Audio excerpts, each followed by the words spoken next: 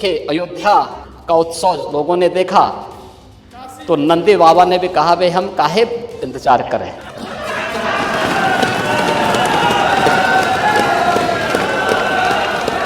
उन्होंने भी इंतजार किए बगैर रात्रि में बैरिकेड तोड़वा डाले और हमारे कृष्ण कन्हैया कहाँ मानने वाले हैं।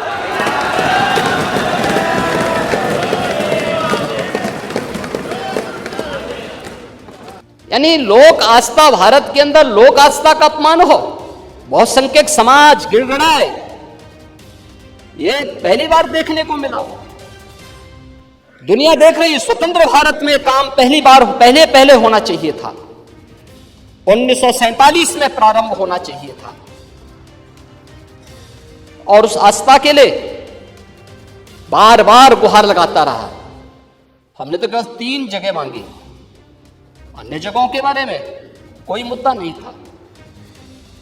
अयोध्या के लिए, और देखिए, अयोध्या का उत्सव लोगों ने देखा तो नंदी बाबा ने भी कहा, भाई हम काहे इंतजार करें।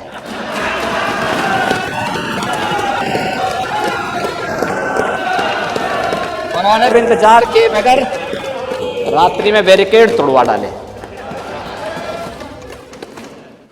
और हमारे कृष्ण कन्हैया कहाँ मानने वाले हैं।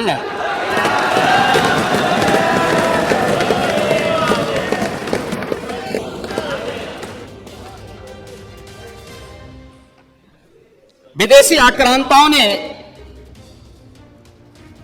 केवल इस देश के अंदर धन दौलत ही नहीं लूटा था, इस देश की आस्था को भी रौंदने का काम किया था। दुर्भाग्य है, आजादी के बाद उन विदेशी आक्रांताओं को महिमामंडित करने के कुत्सित प्रयास हुए अपने वोट बैंक के लिए, अपने वोट बैंक के लिए। भारत का हर नागरिक, मुझे बहुत अच्छा लगा, मैंने एक दिन सुप्रीम कोर्ट की एक अधिवक्ता,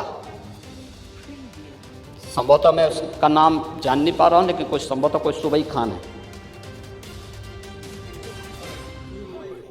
उन्होंने उनका एक वक्तव्य मैं सुन रहा था, बहुत अच्छा वक्तव्य बना। उन्होंने कहा, देखिए हम सब सनातन धर्मावलंबी हैं, हाँ मेरा मजहब इस्लाम हो सकता है, वो मेरी उपासना विधि है, मेरा मजहब है, लेकिन जन्म से हम सनातनी भारतीय हैं।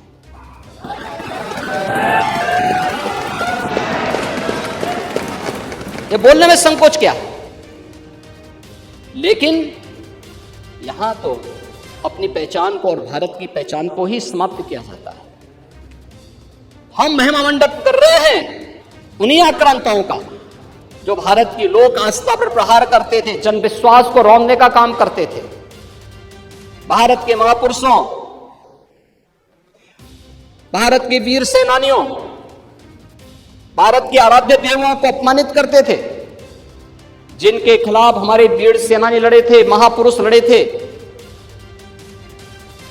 आज उन महापुरुषों को सम्मानित करने की बजाय हम उन आक्रांताओं को महिमामंडन करें, यह देश अब स्वीकार करने को तैयार नहीं है, कतई स्वीकार नहीं होगा। और तब भी दुर्योधन ने कहा था, सुच्याग्रम नेव दास्यामि बिना युद्धेन केशव, यानी सुई की नोक के बराबर भी जमीन नहीं दूंगा मैं, एक कृष्ण युद्ध के बगैर नहीं दूंगा। तो महाभारत का युद्ध तो होना ही होना था। क्या हुआ, पूरा कौरव पक्ष से ही स्वाहा हो गया, समाप्त।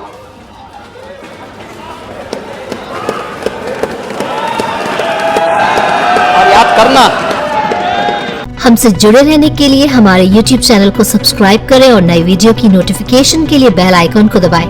अगर आप ये वीडियो Facebook पर देख रहे हैं तो लाइक जरूर करें और ज्यादा से ज्यादा शेयर करें। धन्यवाद।